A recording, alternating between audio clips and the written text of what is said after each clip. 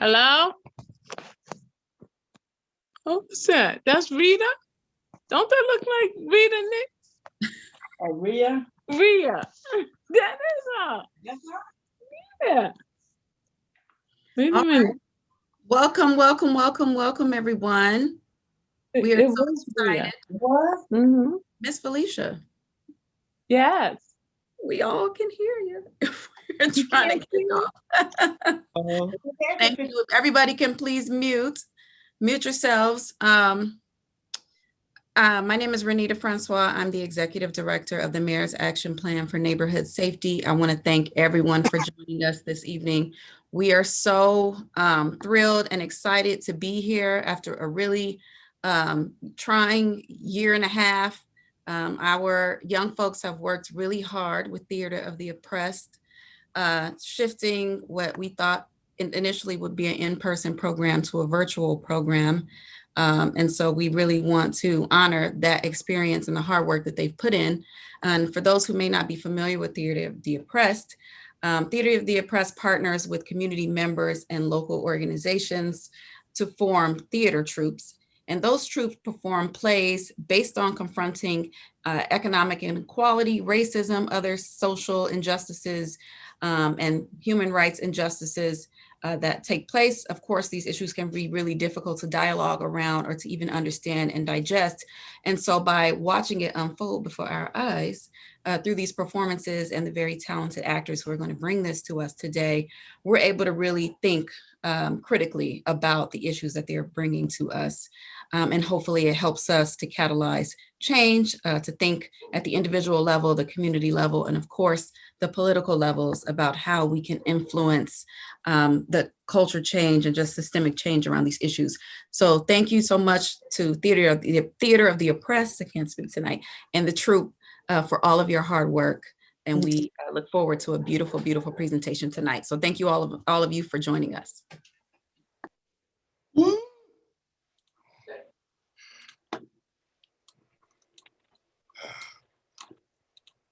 Can I get a microphone check, please? Microphone check. Got you.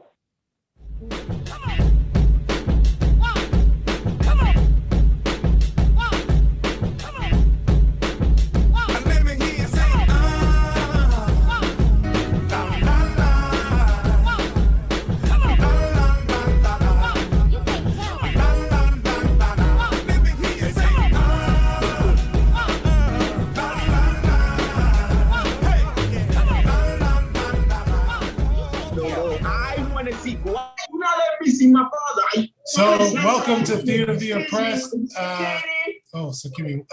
Tech issues. I hate tech issues. Oh my God.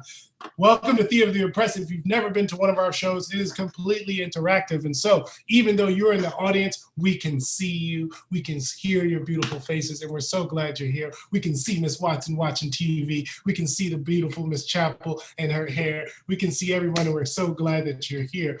Please, the best way to watch our show is on gallery view. And if you know how to do this, hide non-video participants so that we can create a stage. And when the actors are on, you'll be able to just see the actors. The chat is super live. And so please, if you want to boo, if you want to say, if you want to say, yeah, put it in the chat, or you can come off mute.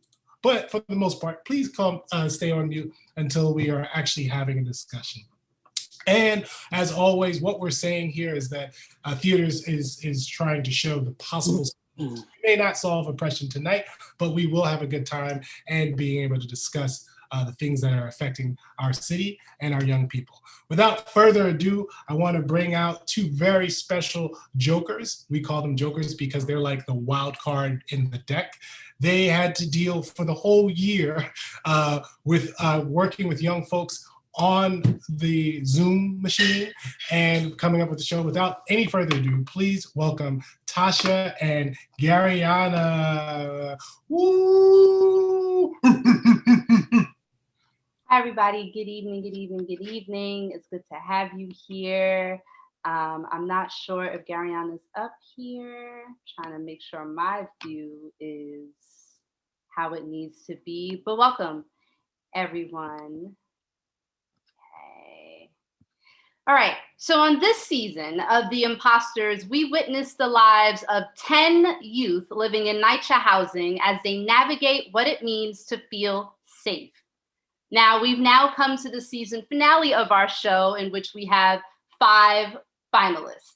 Due to all of the different challenges, as you all can imagine, from COVID-19, we are now down to 5 finalists in The Imposters. And so as the finalists are backstage warming up and getting ready for the show, our live spectating audience, so we are also going to warm up and get ready for the show. I really wanted to introduce Garyana, but I don't. Oh, there you are. Hey, boo. Okay, so Garyana's in the building. Say your words. Hi. As you can see, I know I look very sweaty. But you gotta come fashionably late. So we're all here and I'm excited to be here. And yes, we're gonna get started. Yes, so like I said, we are going to get warmed up because we're also going to be on live television, right? So our finalists are going to be here talking to you all. This is their reunion show. And then we're going to get to interact with them at some point as well. So right now I invite you, and this is invitation only, so please I invite you to take care of your bodies and yourself. Everything is an invitation here, but it would be really great if you did participate. We are going to play a game called Image of the Word. Now, Image of the Word is a game, part of Image Theater with Theater of the Oppressed. And Image Theater, just to give you a little background, is a tool that allows us to explore our emotions, our memories, our experiences and issues through using our bodies. So our bodies are containers for information. And so that is how we kind of use our bodies in Theater of the Oppressed to understand more, to deepen our understanding more of issues, right? And so what we're gonna do is that we're gonna play a game called Image of the Word. And what I'm gonna ask you to do, everybody just strike a pose. Like just strike your best pose. We're on camera right now, so strike a pose. Yes, fabulous. I see you, fabulous. Okay, boo, I see you, all right. Cool. So a pose is just a still image, okay? It's a still image or a gesture. Come on with it, Maria. How you doing? So yes, here's a pose and pose and pose. So I'm using my hands, I'm using my facial expressions, mostly my upper body. And so you are going to create an image using your upper body, using gestures as well as a pose. And I want you to think about what safety means to you. What does safety mean to you? Our finalists have been exploring things around safety and what that means, but what does safety look and feel like to you? And I'd like you to get into that pose. What is that position? What is safety to you? Yes. Very cute. I love that. Hold your images. And those of you who are on mute, or if you are on YouTube, just hold your images. Beautiful. Look at the people, and hopefully you're in gallery view. If you can see everybody, that's cool. If not, that's all right too. But see everyone's poses. Right? And just take in what we see. All right. Now remember that pose. I want you to let it go. Now I want you to think about the opposite. And I don't have a very specific word for the opposite of safety because this can be different things for different bodies. And so what I want you to embody or put your body in a position to show me, what is the opposite of safety for you?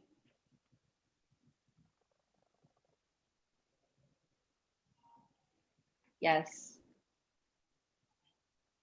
Yes, and look at your screen. Look at how the image has changed. I'm seeing people covering faces, not being as open as before, right? Like the get away, no. Cool. All right, and I'll let that go. Now show me safety again. Beautiful, beautiful. And now show me the opposite. Show me safety. Show me the opposite.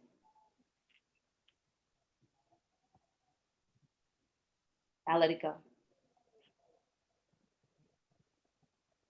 Show me the opposite. Show me safety.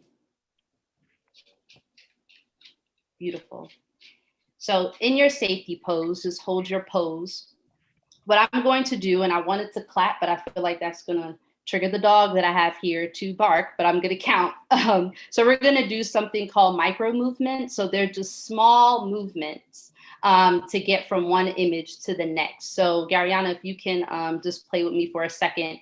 So you're in safety. I'm gonna count to 5, and by the number 5, I want you to be unsafe. So 1, 2, 3, 4, 5. Okay. And now let's see if we can get back to safety. And 1, 2, 3, 4, 5. Okay. So we just want to transition from one image to the next using smaller movements. Okay. So by the time I count to 5, I want you in the next image. So everyone give me safety. Give me safety. Oh, it looks crazy outside. Okay, now I'm gonna count to 5. And you're gonna give me unsafe. 1, 2, 3, 4, 5. And back to safety in 1, 2, 3, 4, 5. Unsafe.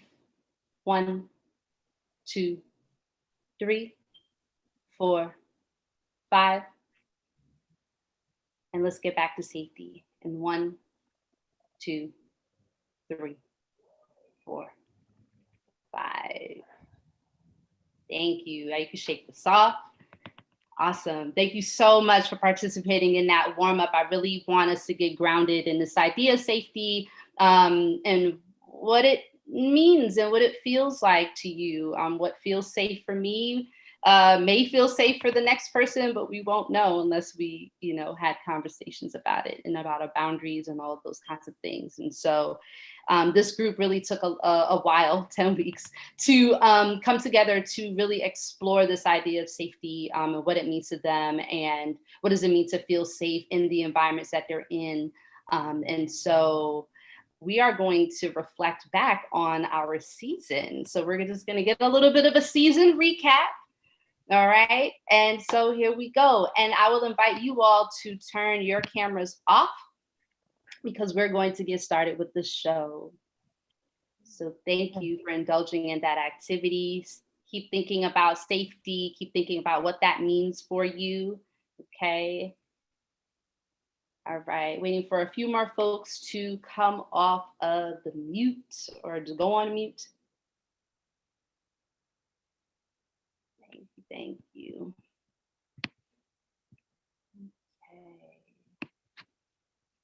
Okay. Alice and Felicia, can y'all turn your cameras off? Thank you, Felicia. Thank you, Alice. And now I'm off. All right, and so welcome to the imposters. And I'm gonna count us down and you all are welcome to count the group down as well. And so let's give it up for our finalists in 3, 2, 1, action. Action.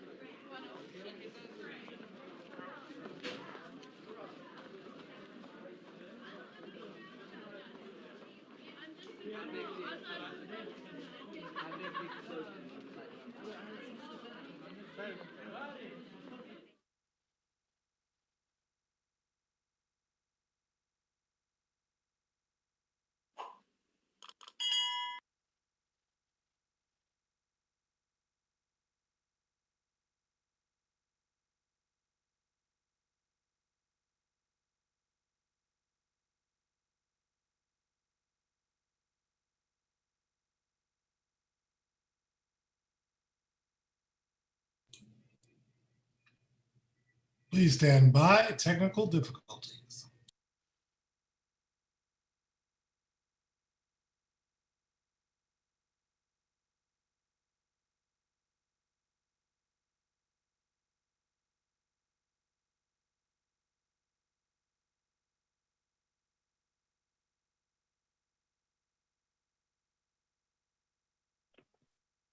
So it seems like some of our finalists are having some extreme cases of stage fright. We're trying to get them to come back and, you know, level out. Okay, so we are here and we seem to be ready.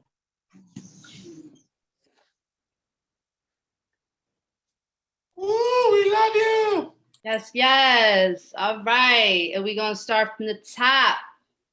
All right. So we're going to start from the top. Start from the tippy top. Okay.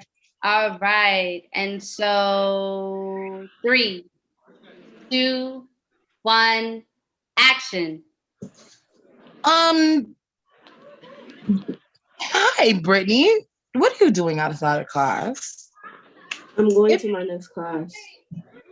The bell rang 5 minutes ago. I was coming from the stairway. Is that marijuana I smell on you? On me? Yeah, on you. Well, as I was coming from the staircase, a bunch of white kids were smoking, and I had no other choice but to walk by them. So, of course, the scent would get on me. You just said you were walking through the halls, but you didn't mention people smoking. I don't know. Quite frankly, whether you're telling the truth or not, or whether you're lying to me. But here at Truth Academy, we like to tell the truth. So I think we need to go discuss this in our office. Wait. What am I going to the office for? I never smoked. Because you smell like marijuana. But that's not my fault. You look high. How I look high if I'm tired? Your eyes are red. And I am the dean. I don't have to explain anything.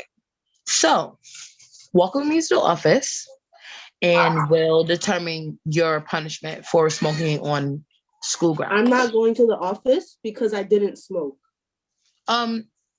You are gonna go to the office, or you're gonna be sent home early, and we'll call your mom, and you won't have time to discuss. You won't have time to talk to her because you'll be on your way home. So, what do you rather? Would you rather go to the office, or would you rather? Okay, fine. We're gonna go to the office. Fine. Okay, we're going.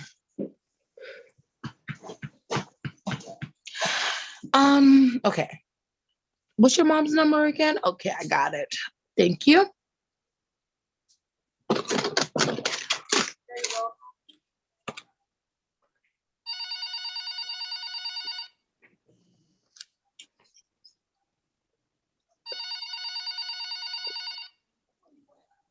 Hello. Hello? Yes, Mrs. Wright. Do you have a moment to talk about your talk? To talk? Yes, I caught your daughter, Brittany, right? Mm-hmm. I caught her in the hallway smoking marijuana, and her eyes were pierced red. And you know, smoking on school is prohibited. And I would just like to have a conversation about you so we could see what we're doing after. I'm just really confused because like the kid that I know, the kid that I raised, like she doesn't smoke or like do any of that. So I don't know who this person like you're describing, but I know for a fact it's not my kid. It may or may not be the kid I'm describing at home, but from a dean's principal position, I am watching your daughter 8 hours for 5 days a week for 40 hours. And yeah, has been the best student she could be, falling into missed crowds and, you know, entertaining the wrong people and, you know, wanting to hang out with the wrong people. It's all affecting her. So do you have a moment so we can talk about what should happen next? Yeah, I do. Okay.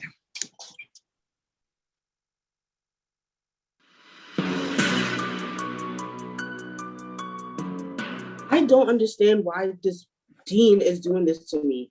Like, I get straight A's, I do all my work, I attend all my classes. So it doesn't make sense that she would do this to me. Actually, wait, now it makes sense. She has a history of doing things like this to kids that look like me.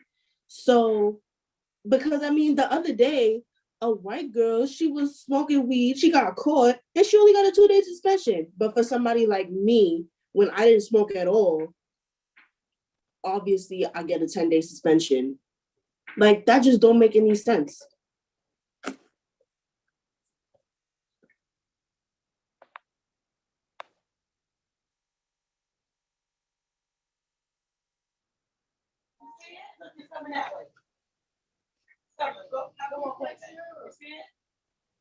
Um, yes. So your daughter will have 10 days.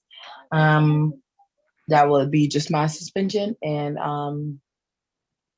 after that, we will go to court. It's not real court, it's just court to say whether, the fence was strong enough for a principal or superintendent. Okay, can I speak to that, please? Okay, here's the phone. Here's your daughter. Hello? Yeah, hi mom. What's going on up there? Because, like, I'm just really lost. Like, I don't know who the kid she's talking about, but, like, I know for a fact it's not you. So, like, I just want to know what's going on from your mouth. Well, I was on my way to my next class, and while I was coming down the staircase, a bunch of white kids were smoking marijuana. So I had no other choice but to go through them, which led me into the hall meeting the dean. And then without even being reasonable, she just say, oh, that it was me. All right. Well, she explained to me that you're gonna have to do a couple days of suspension and stuff. So, like, I know, like, you're probably upset and you don't like want to fight, but like, don't just take the 10 days, come home, and me and you just gonna talk about it furthermore and figure out the next steps from there. Fine. Okay. All right. Great. Okay. Bye. Bye.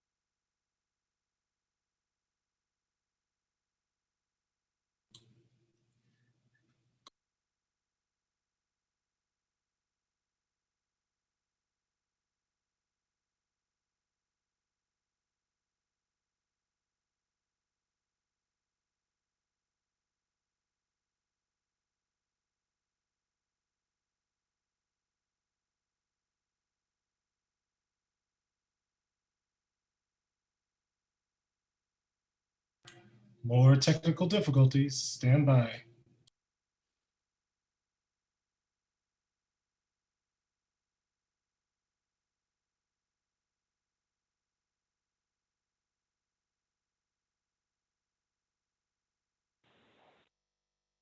Thank you for the update. I didn't know what was going on.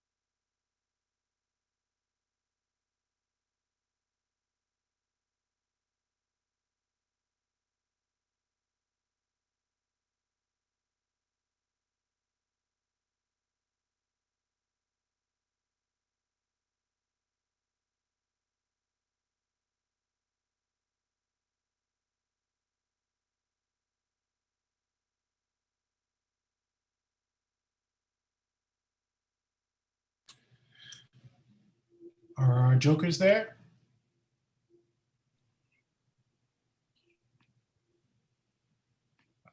Hi, everybody. Sorry for the technical difficulties. I know that we were having some connection issues with this actor earlier, and so I am trying to get them on screen. And I think, okay, Kia, you're here. All right, sweet. And we're going to jump right back in 3, 2, 1, action.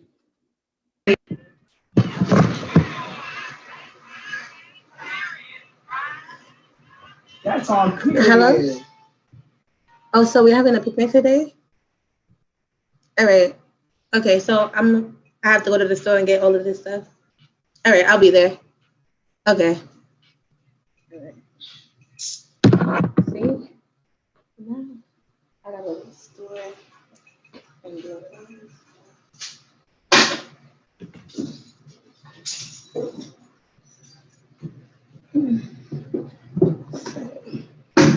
chips is over here. Juice is over here.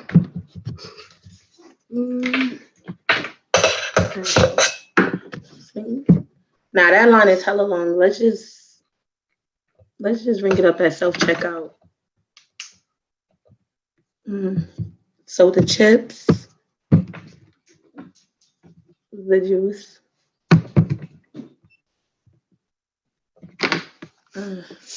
All right, the fruits. All right, let's see. The total is, oh, that's a lot. But you know what? I'm gonna just pay it on my card. All right. Dang, 25 cents for the bag too? See, I should have brought my own. Right. Let me just put this stuff in the bag and let's go.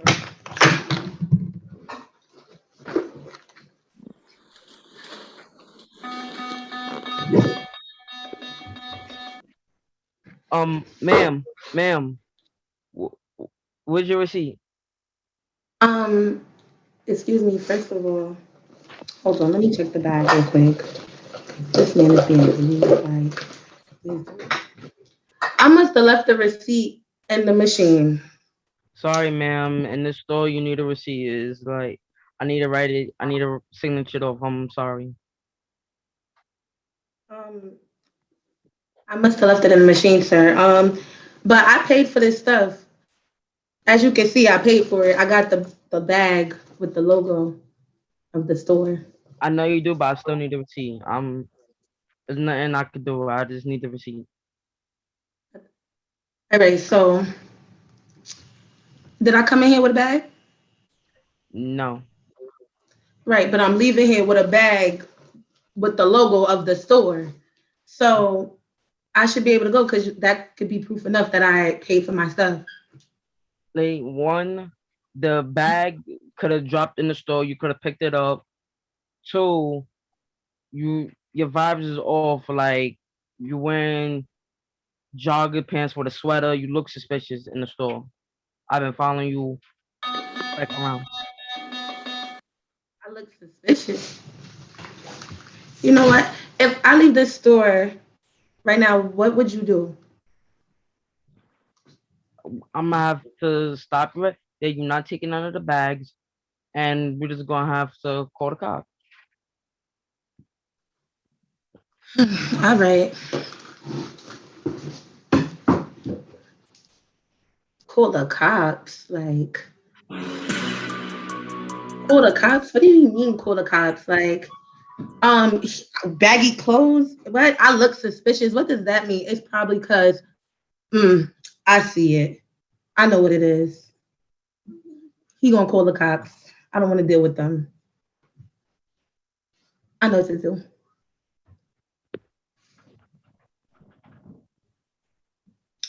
So you're gonna call the cops? Yes, if you cannot give me the receipt, I'm sorry. You know what? It's not even worth it. I'm gonna just put all this stuff back. You know what? This store is poor. It's very poor. Very. Okay. Say what you want, man. It's not even worth it. I'm just not gonna have nothing for this picnic. It don't even matter. I just want my money back. Okay. Have a nice day. You too.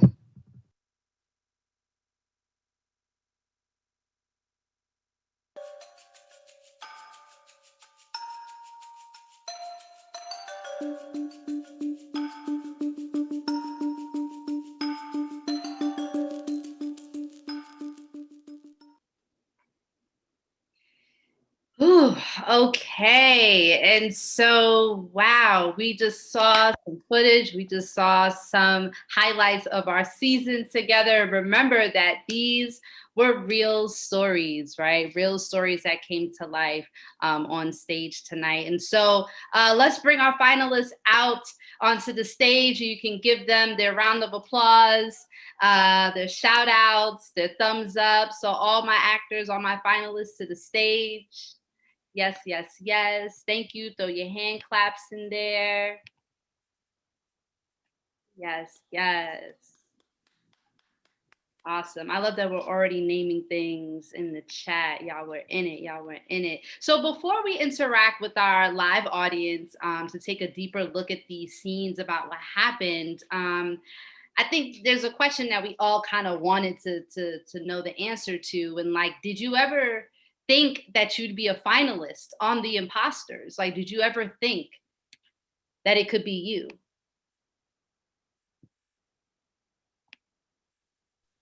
No, I did not. I did not think it could be me. I'm just as shocked as everyone else. Yeah, absolutely, absolutely. Yes, devastating. I would agree with Akila. Like, no, it's not something like you think about really. Yeah. It's not something that you think about really. We weren't really expecting to be here, but we are here as imposters. Anybody else? Anybody else? What did you think that you were going to be a finalist? Kia, did you think that you'd be a finalist on this show? No, honestly, I didn't think I was gonna be a finalist because I would have just, I would have did something totally differently than what I did on camera.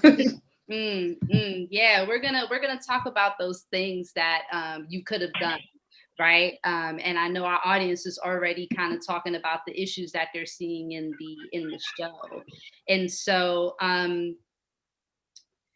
All right.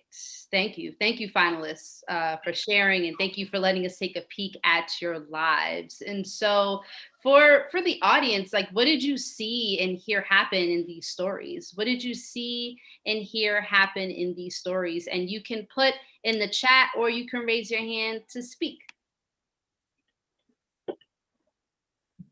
What did you see or hear happen in our story?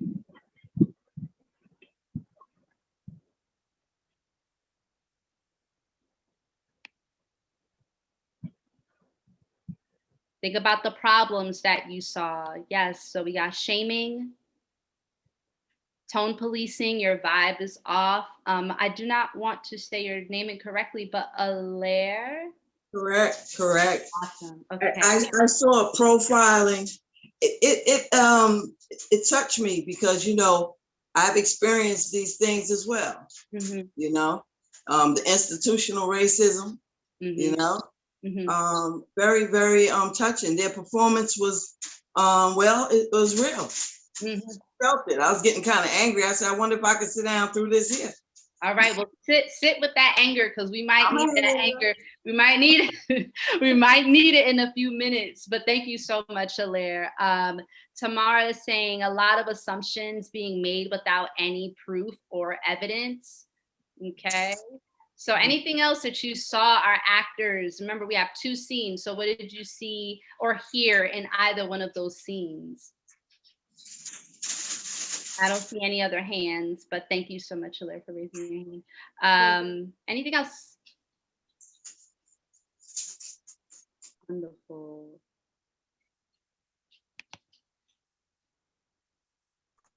Yeah, it's really important to name all of the problems. You know what else? You know what else I saw? I saw the hurt. I see hurt when a person is being treated in an unjust way. You know, when you're being blamed or accused of something, you know, and you know, the hurt, the disappointment, You know, like I'm doing everything right, and look at how I'm being treated, you know.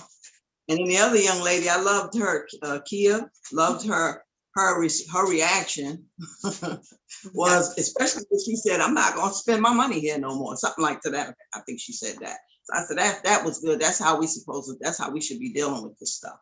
You know, don't spend your money in places where, you know, people are going to treat you bad. It's absolutely. I'm yes. gonna mute myself. Yes, and Lovely says someone else made the doorbell. Someone else made the door ring in the store, right? And so Tamara, that comment like about different people receiving different kinds of punishment or even treatment, right?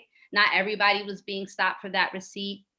Lovely said the "it's not worth it" moment happened in both scenes, right? Like it's not worth it. Like, what do you have to sacrifice in that moment, or what did they have to sacrifice in that moment, or what did they have to sacrifice? Both of them were in situations that felt unsafe, and so there's a bit of sacrifice to get out of that situation. Like, what did they have to give up to hold on to their safety? The young lady was being judged by what she was wearing, getting caught by saying she was stealing from the store when you brought the bag, right? So even if we try to show proof, like, we can end up in situations where our safety is at risk. And so my question is, have you or any of you ever been in any of these kind of situations before? Either, you know, the situation Akila was in or Kia. Have you been in a situation like this before? Or like these? Yes, I got a yes from Lovely. Yes, yes, yes. We got some solidarity here. Anybody has ever been in a situation similar to our protagonist? Yeah, I think the fact that we see some of us, we have some similar encounters with certain people, and that we're all here trying to, you know, keen in on some of those problems, I feel is really important. Right, exactly. And, you know, if these problems are resonating with you, that makes sense because, you know, we all kind of face, like, these problems are not just the problems of our finalists. There are problems that all of us really are up against every day in the name of staying safe. And so if you were in the situation before, throw in the chat, like, how did the situation make you feel? Throw one word in the chat. How did that situation that you were in make you feel? Those of you who said yes, yeah, hurt. Any other feelings? If you were in a situation like this before, where your safety is on the rocks, what kind of feelings come up for you in that moment? I know somebody did bring up the word shame up more in the chat, a little deeper in the chat, but I remember shame being a word, powerless. Yeah, I'm gonna have to verbalize this. I violated is my word. Violated, yeah. So violated, powerless, hurt. Anything else that comes to mind when you think about these kind of situations happening in your own world? I would say insulted, just because I know that that's not who I am, how I'm defined. So I would actually think that's insulting for that Yeah. situation to occur.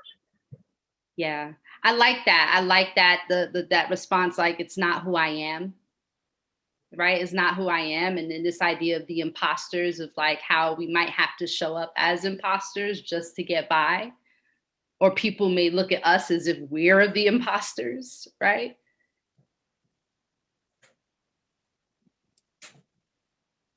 All right, we got a little story in the chat from Eleanor. Okay. Lovely says cornered. Good. Yeah, you speaking truth to power there, my sister, because that's exactly how we have to live in this earth where people, you know, don't accept us for who we are. So you speaking truth to power. Lenny out. Absolutely, Lenny. Thank you so much. Thank you, thank you, thank you. And Lynette says, of course, we know it's a stereotype. We are judged by the actions of others, yet it makes you feel violated. Awesome. So, Garyana, if you want to pick it up. Yeah, so I know for me, in my similar instance, the first thing that happened when I got out of it, I just wish that I could have did something else. And so now I'm gonna give you all the opportunity to think about, like, if you were in Akila's shoes, what would you have tried to get what you needed in that situation? Or even Akila's mom, because she had like some pullback in the scene where she had to sacrifice something as well for her child. So just thinking about, like, in those two shoes, like, what would you have done in that situation to get what you need?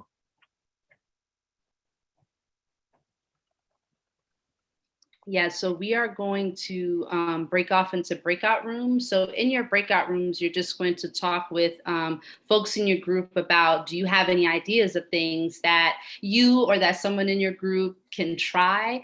Or just basically talk about, like, what would you do if you was in a situation? And we're talking about both scenes. We're talking about Akila with the scene at school, being accused of smoking weed on campus.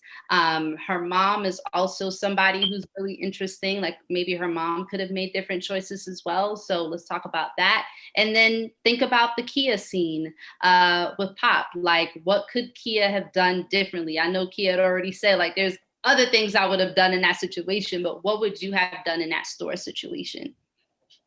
Yeah. So we're gonna give every group like a couple of minutes to talk about that, and we'll be back to How many see minutes? what we could see. How many minutes? I think 5 is okay. 5 is all right.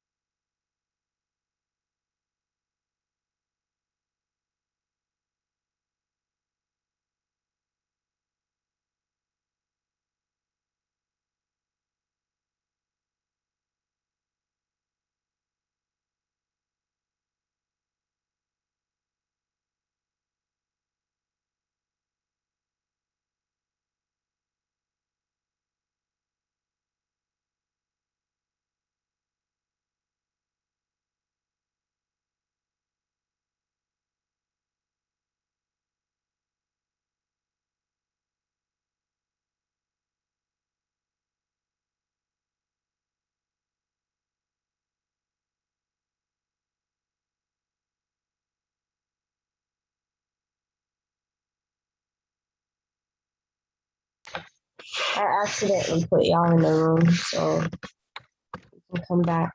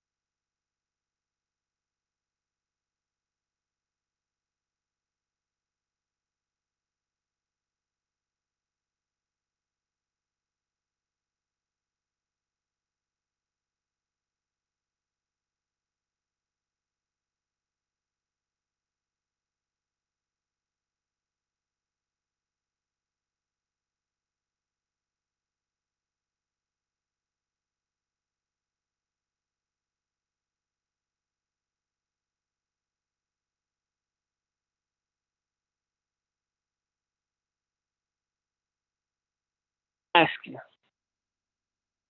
All right. All right, welcome back, everybody. Welcome back.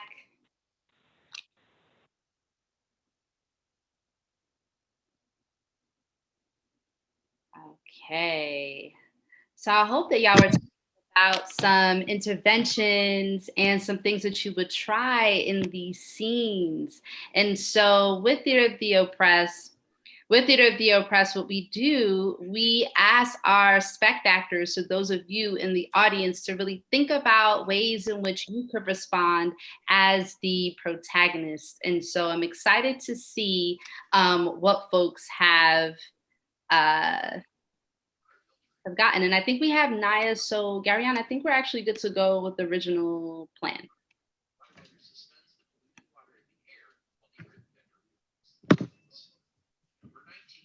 Okay, sweet. So if in our breakout rooms, we thought about replacing Brittany, which is Akila's character, or Janice's character, then we're going to ask if you can raise your hand or, you know, just type in, yeah, I had an idea for Akila's character in the chat.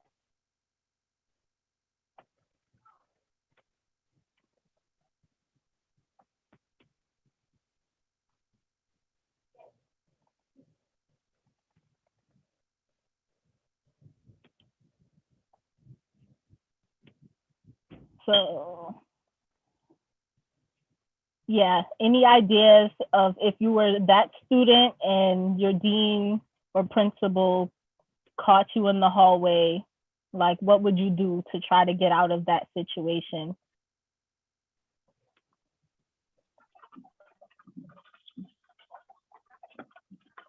Own your responsibility. That would be the first thing I think would be wise. You got caught. Okay. If you did the time, you did the crime, you did the time. I think, and I think we're having that kind of discussion in the breakout room. Oftentimes it is just better to assume the responsibilities of the things, even though you might feel like they're cost you in some ways, just because, there's slippery slopes to these things, and then one incident can turn into a totality. So, Jose, can you come on screen or no? Apparently, my screen, apparently my camera has been blocked by the host. Oh no. Yeah, everyone was blocked. I'm gonna unblock you right now. Sorry about that. Okay. Yeah. So, do you want to step in as this character and like try and redo the scene? Oh, okay. So is there anyone else with an idea to try and get what Akila needed out of that situation? Or if there was anybody in Jose's group that heard Jose's suggestion and would like to try that. This is Maria Teresa. I go by she and her. Good evening. The group I was in for Kia's situation, they could have just went back into the store and get the credit card receipt instead of her have to return the purchase back. I would just have returned the purchase back, so it wouldn't be no no escalation. So that way the cops won't get involved and stuff like that. But I just wish that, with the situation she was in, they could have just the security guard could have just went back to the store and said, okay, could I find a way to see if you could get the credit card receipt out the machine. So Maria, like here at TONYC, instead of trying to explain the idea, we would like to recreate it. And if you want to try and convince this security guard to do what you're saying now, we can put you in that scene and we can try. I'll convince him. I'll, I don't know about that. I don't know about that. Okay. Cool. All right. So we switch gears. Yana, we switch gears. So Maria, if all of our other respect actors can go on mute, so what we're going to do is that we're just going to play the scene with Pop Sab as well as Maria filling in for Kia to see if Maria can get the thing that Kia needed. Kia ain't leave with her snacks. Like she wanted her snacks for the picnic. She didn't get to leave with them. All right. So Maria, what is true or what was true for Kia is true for you. So the situation that Kia's in, the reason why she's in the store, okay, all of those things are true and real. So is there a particular point in the story that you like to take it from, or would you like to take it from the beginning? I'll take it where the part about me being accused of not having the receipt and stuff like that. Okay, so maybe we can take it from the moment that the alarm goes off? Yeah. Okay, perfect. And everybody else, y'all can mute your cameras so that we can have just the actors in the scene on the stage. Thank you, Jose. All right, so I got my 2 actors, and can we get the sound cue, Adama, for this to start them off? The sound cue is the beeping? Yeah, so the beeping, the alarm is going off. Okay, no problem. Got you. Okay, and so that will be your cue to start. So let's see this. Pop, you ready? Mm-hmm. All right, in 3, 2, 1.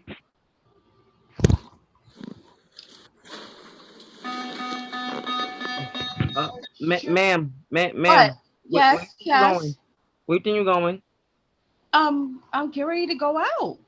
I brought the items and everything that I wanted. I'm getting ready to go out. I need your receipt. Receipt? I paid for everything.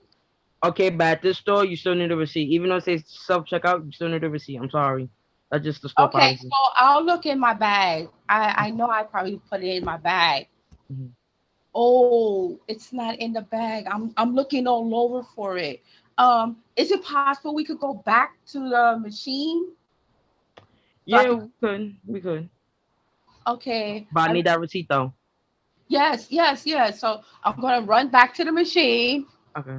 Okay, here, I got the receipt. Is everything okay now?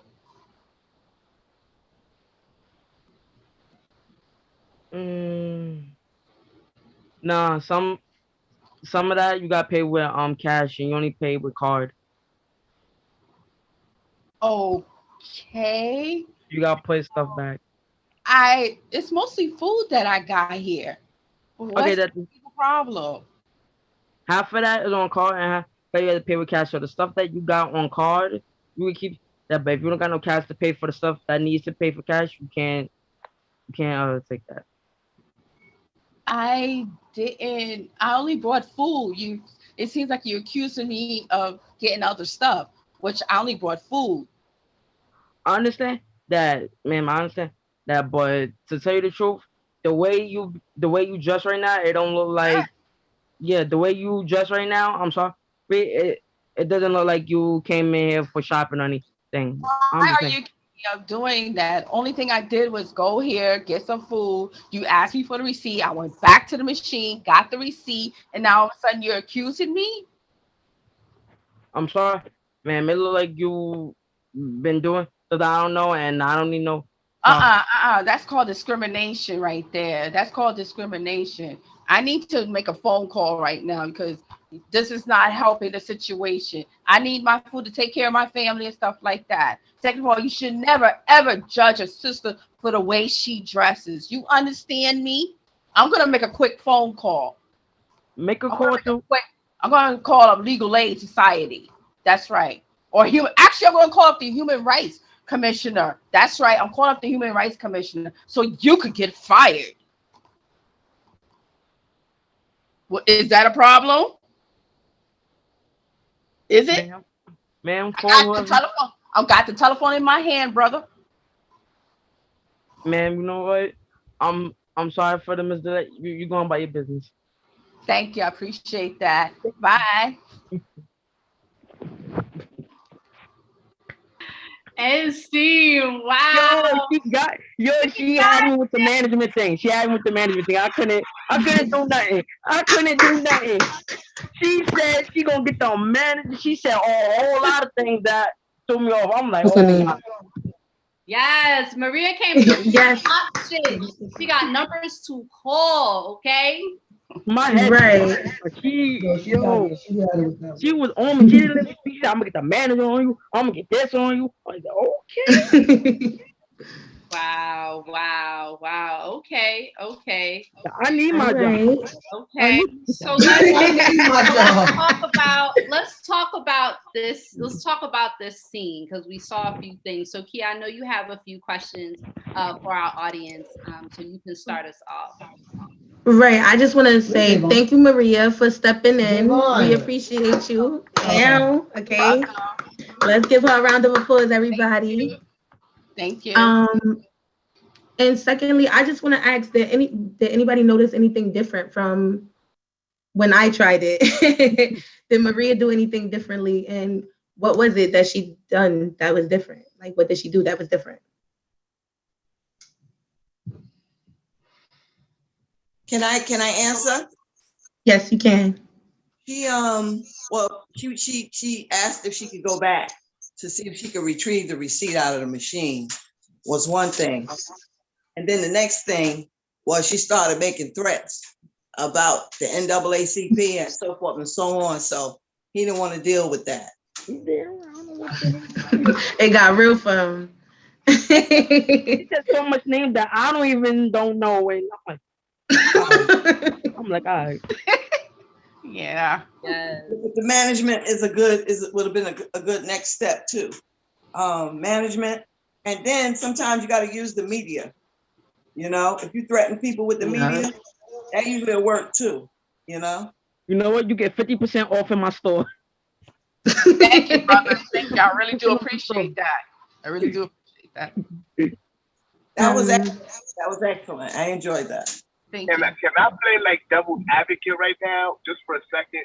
Because I'm also, as we were having the conversation in the breakout room, right? And it came up in the scene is like the idea of what the security guard is up against, right? Because we're asking him to at some point start making judgment calls when we don't know what his commands and orders are from management, right? And so I think, sometimes oftentimes in these instances, we kind of bemoan, we're both powerless individuals, right? We have someone who's trying to do their job so they don't get fired, and we have someone who feels completely violated. And so I'm wondering, I think the idea of obviously pressing the button to management was key, but in retrospect, like there's also this at point where I felt like she was getting kind of angry with the suggestions, and maybe it was like, well, we're going to go tip for tat here, and that can that can also be not a healthy dynamic, right? It is a complex issue, and so I think it's important for us to think about that, right? Because he's a young man. I said this in the breakout room. He's a young man who's probably trying to hold on to his job, so he's going to work his way. He's going to do his job to the best of his ability, and he's going to follow the orders that he's given. So it just may be that it may not even be the fault, but the policy of the store, and so exploring that concept as well. So, and I wouldn't say you playing devil's advocate. I think what's missing today with our young people is that they need older people to have these conversations with, like I talk to my kids all the time. They call me the preacher all their lives because I try to tell them how to navigate their way in and out in different situations, because they don't know what to do.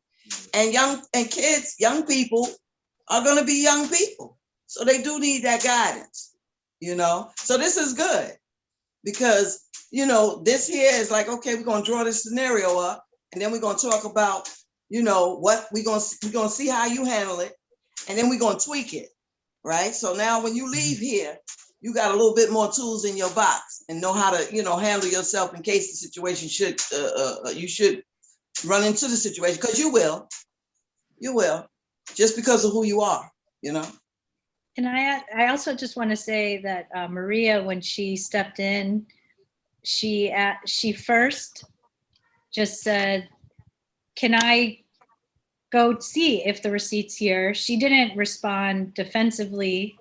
Yes. Or she just said, oh, you need that receipt? Let's go see if it's there. She found it. And then he continued to persist. And that's when she escalated, only after she was really being like there was a whole bunch of unreasonable stuff being thrown at her. Yeah, I'm not like saying that the receipt was so reasonable, but regardless, she responded pretty like, Yeah. you know, she just like said, oh, okay, that's what you have to do. Like to Jose's point that like maybe that's just what he's told and he has to do it. So she was trying to be respectful to him. Then he threw a lot of stuff at her. That's when she was like, wait a minute, this is not fair. And so, I mean, I think that she really navigated the different levels very well. Right. And that's what an adult would do, an older person. You know what I mean? When you're young, because I know when I was young, I was kind of like flip too, you know, ready to, you know, turn up, as they say. But you know, when you get older, you know, you just think about, you just process things differently, and you respond different. Yeah. Well, thank you. Thank you everyone for you guys' opinion. Oh, somebody else has something to say? No, I don't think so. Well, thank you again, Maria, and thank you everybody for that. Anybody else want to display something else? Because y'all just brought a better point. Like, you didn't have to be too as aggressive. Anybody has a way that you can do it less aggressively? Well, the point is right. Take a deep breath. Take a deep breath. You know, don't fly off. Right. Just listen to what is being said. Right. Because you were right. You purchased the items, but you didn't have your receipt. Okay. So, you know, a lot of times when we just stop to think, right? That maybe would have came to you. Oh, can I go back and get the receipt then? You know, because like I said, you were right. You were right. You didn't steal those items, and that's what he was implying, that you stole them. You know, so the thing is okay, I'm gonna show him that I didn't steal them. Then it became evident that he had other things going on, because even when Maria got the receipt, now he threw something else in. You know, and that's when people always have somebody that they have to answer to, especially if you're right. They always have to answer to the next person. So you go over there. Let me speak to your supervisor, please. Is there a supervisor I can speak to, or a manager? You know, and then you explain your case. But the first thing is you know, to see if you can, if in this case it was a receipt, see if you can retrieve the receipt, because you know you paid for your stuff. Alara, I have a question for you. What does it take to do something like that? Like, what does it take for somebody to try something like that? Like something that Maria did?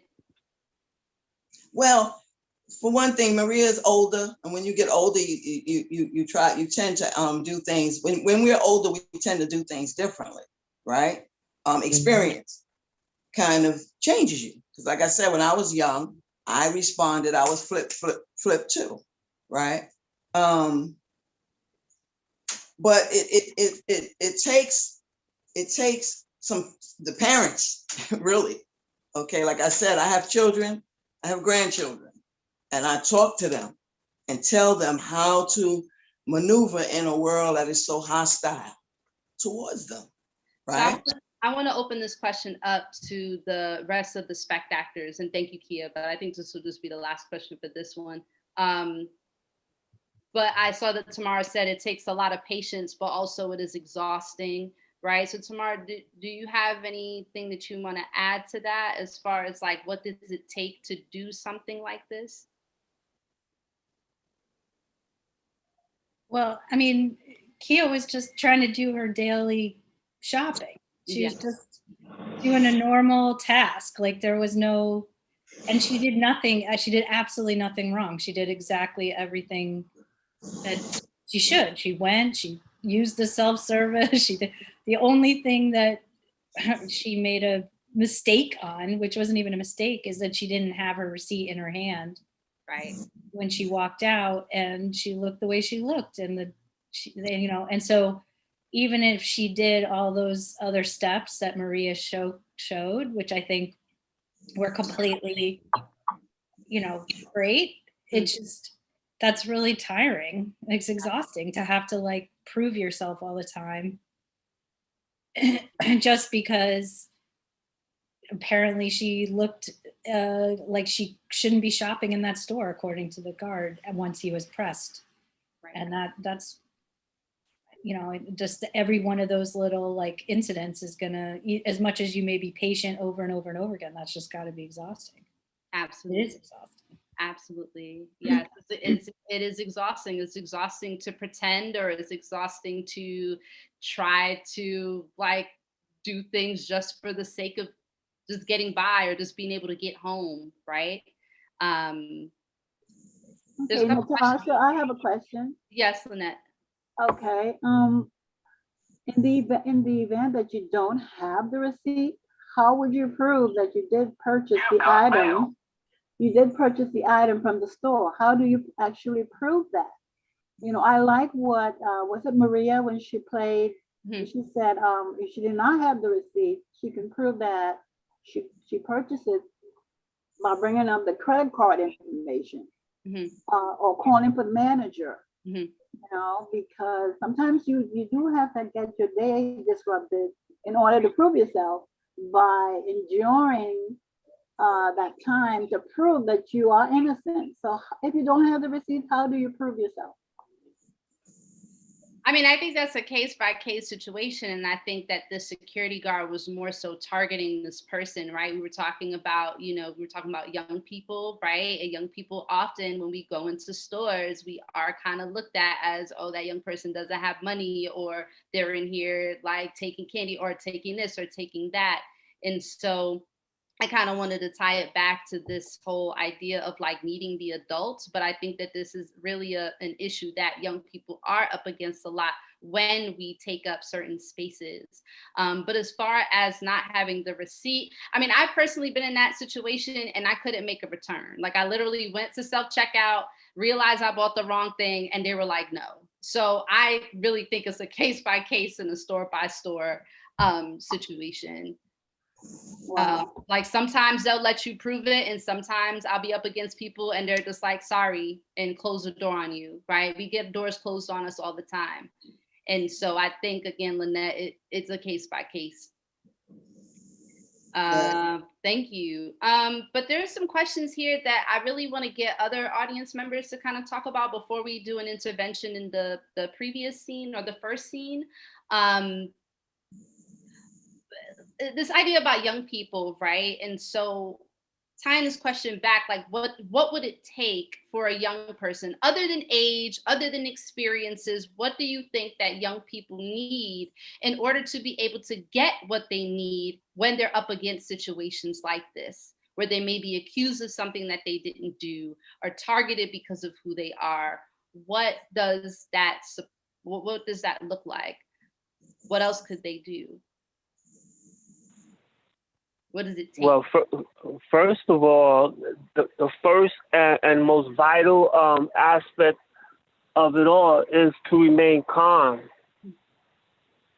To remain calm in the midst of the storm, because it is a storm when you're being accused, when you are innocent. It is a storm. It's an emotional storm. Yeah. So you remain calm in that storm, and you speak truth to power by rationalizing and speaking to like for example, I'll give you an example. I would say just walk me back to the cashier or check the cameras, but always remain calm, because that's how you get through the storm, by staying calm. Thank you. Just let me out. Awesome. Thank you, Lenny. So yeah, so staying calm, right? And it's really challenging and again, exhausting, as somebody else said, to have to put on that front, right? When we know that we didn't do anything wrong and like we might get really upset, but then we have to remain calm so that we don't get into any further trouble. Like that is a very exhausting process to go through. Being accused of something does not feel good. Can I tell you about an incident that happened with me?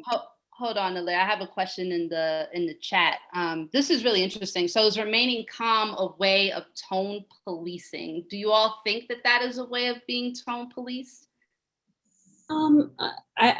This is lovely. I do think it's a way of tone policing. Like if you're attacked, someone is saying that this is how you need to react in order for you to get help. And I just don't agree with that. I do believe in trying to, in every situation, avoid violence, you know, like verbal violence. You know, Maria went ahead and she was like, okay, fine, I'll walk back to the cashier.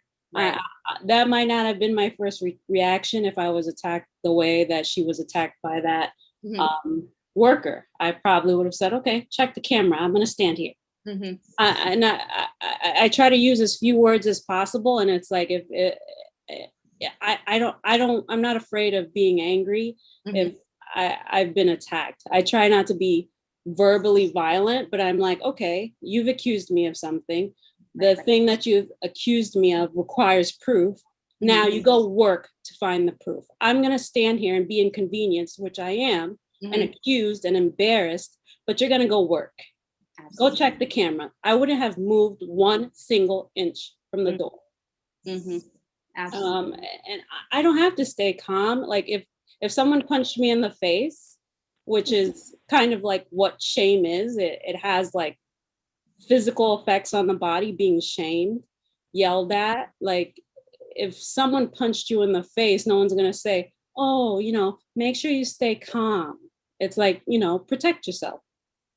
Right. And like this remaining calm, I think also speaks to this idea of being an imposter. Like you don't want to be that person. You want to be who you are in that situation. You want to react the way that you want to react. And Sadie says, if you're young and don't know how to / want to remain calm, maybe you could seek support from those who are around you. Did anyone present, witness, or see the girl buy the groceries, right? So talking about an ally or somebody else to say, oh, like, didn't you see me just pay for this? I was standing right next to you this whole time. But yeah, hi again. I just have a comment. This is Lenny speaking. You see, and realistically speaking, I'm a person of color, and that is my only survival tactic in a world where you're doomed even if you're innocent. Yeah. So that's my survival tactic. Realistically speaking, if it happens in real life for me in real time, that's the only way you're going to survive and make it home safely if you remain calm. Because if you escalate, that you just giving them more fuel for the fire. You giving them more ammunition to do what they wanted to do. If you provoke them, you just giving them permission to do what they wanted to do from the beginning, and that eliminates you. Period. Lenny out. Right. Thank you, Lenny. Thank you. That's really powerful stuff. The things that we have to do in order to survive, right? Tone policing as a survival tactic, or self-tone policing, not when somebody else polices you, but when you're like checking in with yourself, like, okay, like, I don't want it to go left, so how do I get away from this? And that's what I think we were kind of exploring with both scenes, is kind of like, let's just get out of this as simple and as easy as we can. And so let's take a look back at the first scene, because that ended up happening in our first scene with Akilah, her mom, and the dean, right? So Gabriana, can you come back up here? Awesome. And so we want to see this scene again. Okay, we want to see this scene again. And so what we'd like to do is that we'd like to have somebody who had an idea for something that Akilah as a student could try in order to get what she needs. What could Akilah have done in that situation? And think about the conversations you had in your groups.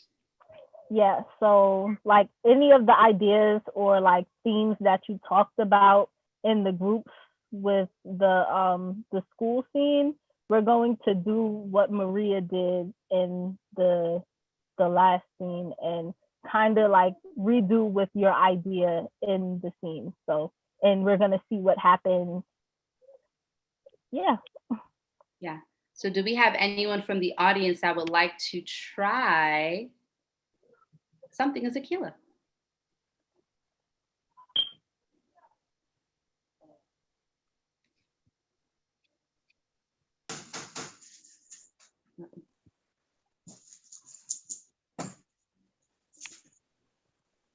And we have Akilah. We also have Akilah's mom in this situation as well. So if you were thinking about ideas for either one of them and maybe how to be a bit more supportive of Akilah in that moment, we can also try that. We want to see the scene differently.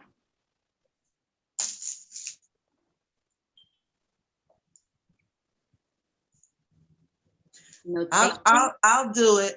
Okay. All right. So you want to step into the role of Akilah the student or Janice the mom? I'll step into the role of Akilah the student. Okay, great, awesome. And Garyana, I'm gonna let you take it from here. Yes. So do you want to start from where the dean is first speaking to you, or like when like you get took into the office?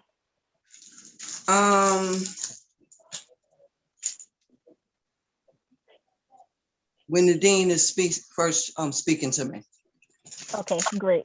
So we're going to get our dean on the screen. And again, everything that was true for the student. So the same circumstances, like there's still the school with the students who are in the hallway and you're passing through. So same situation, and everything that was true in that scene is true for you now. I'll do my best. You know, it kind of went fast, but I'll do my best. Something just occurred to me, so I'm going to try it. Okay, good. Oh, so should I go? If we what am I waiting on the screen.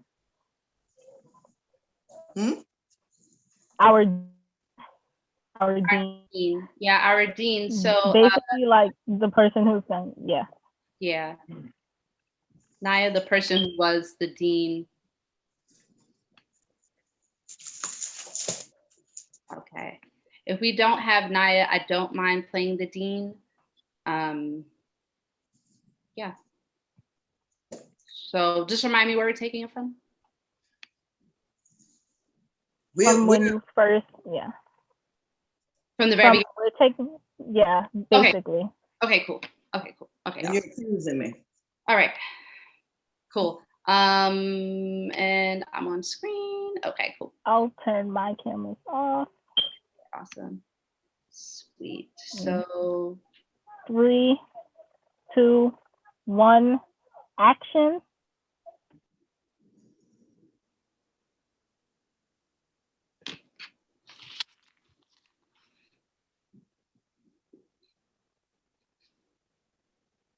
Ma'am? Yes. What? Oh, wait. Is that marijuana that I smell? Marijuana where? Smoking is absolutely prohibited on campus. Absolutely. What do you think you're doing? I don't know what you're talking about. No, I think we're gonna have to take a step into my office. You reek of marijuana and your eyes are slightly red. Aren't you supposed to be in class right now? Wait a minute. Yeah, I was running a little late, but let me call I'm gonna call my mom and have her come up here because I don't smoke marijuana. I'm an A student. But and we're I don't know gonna what you're call. talking about. We'll call your mom. We will call your mom in the office. Just come into the office with me really quick. Thank you. Okay. Awesome. And so, what is? Okay, hold on. I'm looking for the number, but I don't understand. What made you think that you could smoke on school premises? Please call my mom. Okay. You know, I wasn't smoking, and you know, so you need to call my mother, please. Thank you. Okay. This is ridiculous.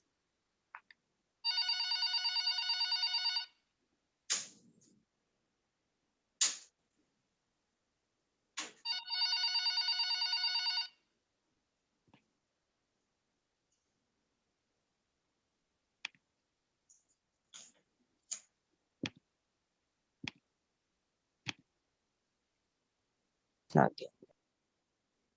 Hello? Hello. Hello, hi. Is this Miss Wright? Yes. Yeah, so I have your daughter here, and I am getting ready to put her on a 10-day suspension. She came to school today, obviously high. She smelled like weed. She just was not coherent this morning. So I'm going to have to ask you to come and pick her up. We're going to suspend her for 10 days. I'm confused. I don't know this person that you're talking about. Like, this is not my kid, so I'm lost right now. Oh, I don't know what she was thinking about coming to school like that today. But I'm gonna have her try to explain herself. But if we can't get down to the bottom of it, I'm just There's nothing to explain. There's nothing to explain. I told you before, you're making this up. I haven't been smoking. I haven't been smoking, Mom. Hold on, I'm still on the phone. I'm still on the phone with your mom. I want her to hear me. Can you put her on the phone, please? Sure, Miss Wright, sure. Mom? Yeah, what's going on? You know I don't smoke. So, you know, if I come home, we're gonna have to address this with the principal or somebody else. This teacher, these people have been doing this to other students, and you know, something is really wrong here. But I haven't been smoking, wasn't smoking, didn't tell her I was smoking. Right, but like, I want you to just like relax, take a deep breath, because that yelling that you was doing in the background was too much. Like, I know you're mad, but respect always needs to be shown. And right now you're on 10, so I need you to bring it down to a 2. Okay? Yeah. All right. So, you know, me and you gonna have a talk when you get home, but right now I need you to get away from the school, get away from the principal, because you being there is just going to escalate the situation. So just take the 10 days, come home, and then we're going to talk about it further. Okie doke. All right. Right. Thank you, Ms. Wright. We're just going to debrief here, and then I will write up the paperwork. Okay.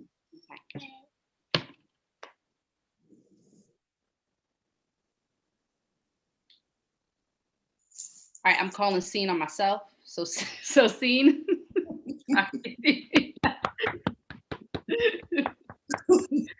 Hilarious. I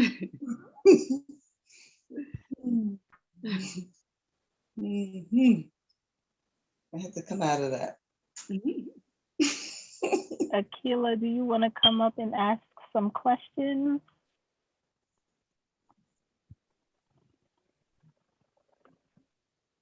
Yeah, so I'm just gonna pose kind of like the same questions that Kia asked before, like what did we see done differently in this version?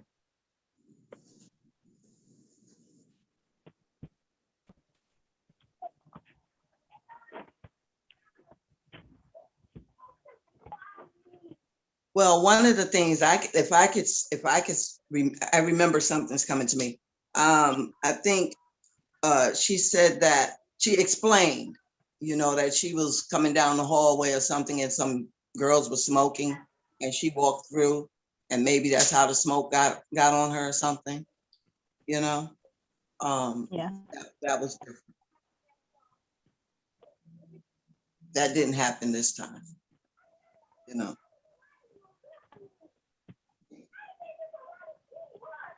I think in a way we kind of fed into it, you know, by saying, you know, explaining why you smell the smoke.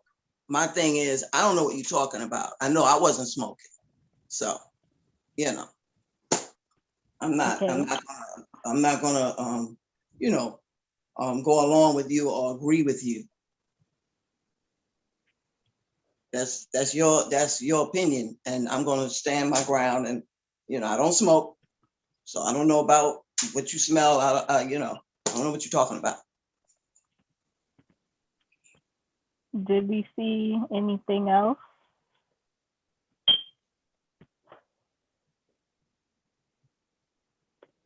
I know I saw in the chat, I don't think Akila had any other options, and she immediately reached out to her support system. In our breakout session, someone mentioned this to stop the scene from being isolated. So like the two separate conversations with the parents, so trying to be more involved in that conversation, I guess. Okay. Mm-hmm. Yeah, I think that was really different, like hearing Alaire, like, but Ma, like, I didn't do it, Ma, like doing that was very different from Akila. I think Akila kind of was just like whatever. But I think that Alaire was really trying to hold her ground. Yeah. Yeah. Especially, you know, if you're a good student, you know, I know me, if I know I'm right, it's very difficult when you're young to contain yourself when somebody's lying on you, when an adult is lying. I've had situations like this myself in school, you know, not only in school, where an adult is saying I did something and telling my parent, you know, my parent, you're supposed to know me better than this person, you know. So yeah, I have, you know, talked in the background loud enough for my parent to hear, you know, me in opposition, you know. That's right. So what do we think might happen next to Akila's character, and like with the mom? Like, what do we think might happen after this new version of the scene? Well, I know now they have other support staff in the schools. They have the parent coordinators, and they have these family workers. You know, I would go to one of them. I wouldn't let that go. And the fact that my daughter mentioned that this particular teacher picks on the Black kids, you know, the African-American kids in the school, you know, and I would make an issue of that and try to see if I can get some more students who may have had some type of a, you know, a run-in with this person. You know, that's how I would handle that. You know, they would think twice before they mess with mine again.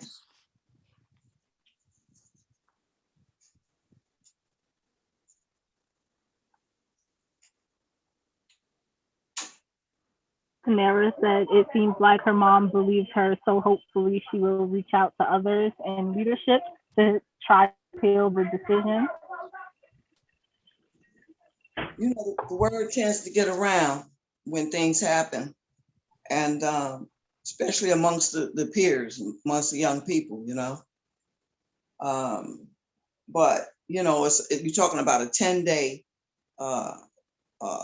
suspension, as opposed to somebody else doing something and getting a 2-day suspension.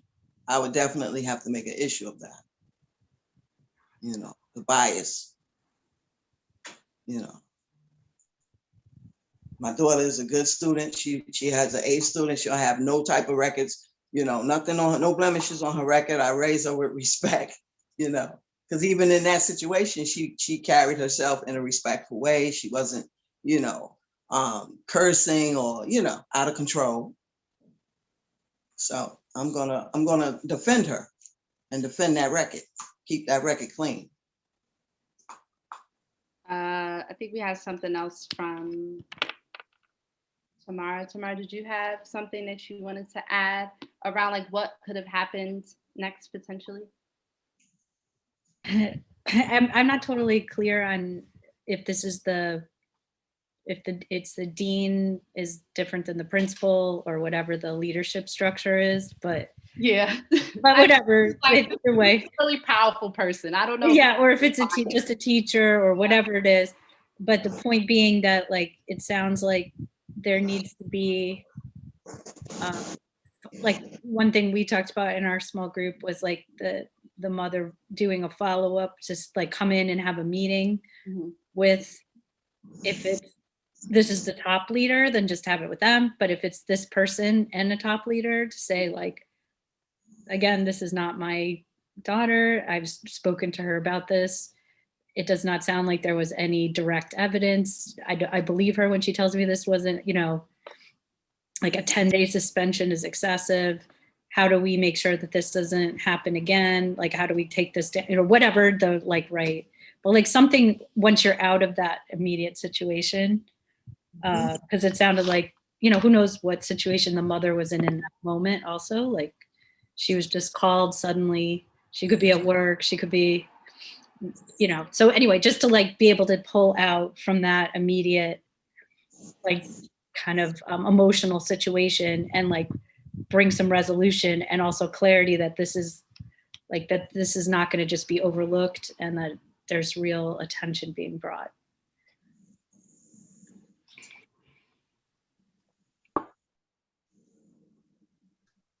Absolutely, Natasha. Natasha? Tasha? Yes. Okay, absolutely. That is a big deal. A 10-day suspension, that goes on your record. We know there's a process. If a child is accused of smoking, and she said she wasn't, she's denying it. There is a process that you have to go, that the school goes through. They will test the child to see if she was indeed smoking. So, because none of my kids was ever accused of that, but I know that's the process. They don't just suspend you for 10 days and don't have evidence that the child was actually doing that. And they've got to have proof. And even though she smelled it, they still have to be tested. They don't just suspend you for 10 days. They have to have enough evidence that the child was doing that. So it is a big deal. That's a big deal. Yeah. Yeah, no, absolutely. I'm very familiar with the process when a student is suspected of being under the influence in school. But I think we could also think about this situation outside of it just being marijuana. Like students are accused of a number of things all the time, right? And may end up getting like some kind of infraction or some kind of disciplinary action. Like those things still happen regardless. Like some things happen where you do not go get tested for something, but you're still in trouble for something that you may or may not have done. But alcohol and drugs are definitely a very different process in terms of what kind of suspension someone has. But I think that just using that as an example sheds light on the many other issues and the many other things and situations that young people are accused of doing or committing. But thank you, Lynette, appreciate you. And I'm glad that it opened up a lot of conversation because we can think about the situation happen in a myriad of ways. I don't have any other questions. Do you have any other questions for this scene, Ariana? I know we didn't get to talk a lot about the mom though, and I'm not sure if anybody noticed the mom's character. But what if her mother wasn't supportive? I mean, Right. but was the mother really supportive to begin with? It was hard to tell because she didn't really have a lot. Like I said, I mean, you know, she kind of she got pulled in quickly, and it's the way it read was like she was just trying to make sure that she wanted her daughter to stay calm. Right. She wanted to get her home and like talk to her there. Mm-hmm. But she definitely didn't really stand up to the authority. But it, like I said, I mean, you don't know what situation she's in the moment. Right. Like if she has the freedom to fully engage, mm-hmm.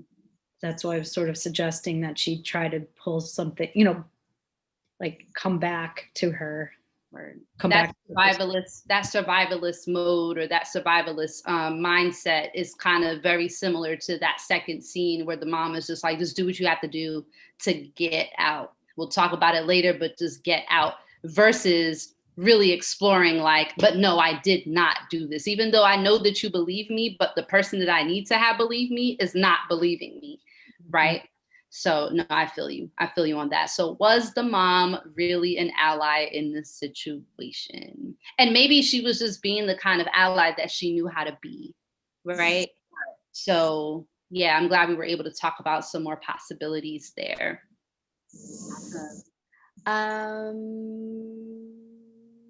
We have, what about the white kids who were actually smoking weed? Could we approach them and discover their legit high? Yeah. Word. Take your phone, take a picture of them. Right. Exactly. Try to get something on them to bring to the principal. Word. That's a lot of work. Like that's exhausting. Like we just want to be believed. Like we just want to say that we didn't do something and just be believed. We don't want to have to go all the way to do an investigation on our own case. Exactly. So I feel that. But yeah, anything that you got right. Suddenly you're doing detective work for your own case. That is exhausting. But thank you everybody. Thank you for all of your responses, and thank you for the interventions as well as the fruitful conversation. Actors, thank you all so much. Y'all can come back to the stage to get your final applause.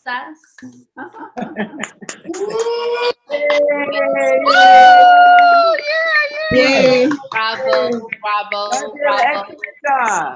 Yes, it's been a long, it's been more than 10 weeks at this point, but it's been a long time coming. And so I really appreciate all of the time that we were able to spend together, as well as the partnership. And thank you for sharing your vulnerability and your stories.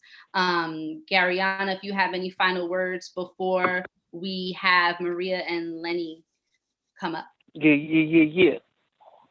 Yeah, I just want to say, like, over this whole experience, we've had our Zoom battles, and I just feel like tonight, like, we really put our ideas and everything together, and we did that. We did it. And like, yeah, it wasn't as bad as y'all tried to make it seem. Like, we are right. Yeah, we was all right. Thank you. So now we have Lenny and Maria to give us final words for the night. So thank you, everybody. Hey, hi, hello. My name is Lenny Negro Lugo. My pronouns are he, him, and his, and I'm an actor and a team member of the front of the house. Yes, good evening. My name is Maria Teresa Walez. I go by she and her. I'm a TNYC actor and front of the house team member. Thank you for joining us for this online performance. If you have enjoyed the show as much as I have and would like to support TONYC, you may tag pictures on your social media. You may also sign up for our mailing list. Yeah. And you may also take one of our trainings and facilitation, or you may even volunteer at a performance. Wow, this is so very exciting. You may also visit our website or email info@tonyc.nyc. see. Thank So you, Lenny. may learn so much more. Yeah. Thank you, Lenny, for that. So you can also support TNYC by making a tax-deductible donation of any amount. Just go to www.tnyc.nyc and click the donation button to help us continue to inspire transformation actions through performance like this. Now, no matter how you are able to show your support, we are so very deeply grateful that you have become a part of the NYC community. Thank you again for showing your support by simply just being here. And please have a safe and carefree, enjoyable evening. Lenny signing out. Yeah. And Maria Teresa Wallace signing out. Thank you very much for your time. Thank you everybody for joining us tonight. Thank you for engaging in this critical dialogue, and we hope to see you at another one of our shows. Take very good care. Peace out. Have a great week. Yes. Bye. Thank you so Bye. much. Bye. Bye. Peace. Thank you. Bye. Phew. Child, got the light on me too. I'm hot. We still live. We still live.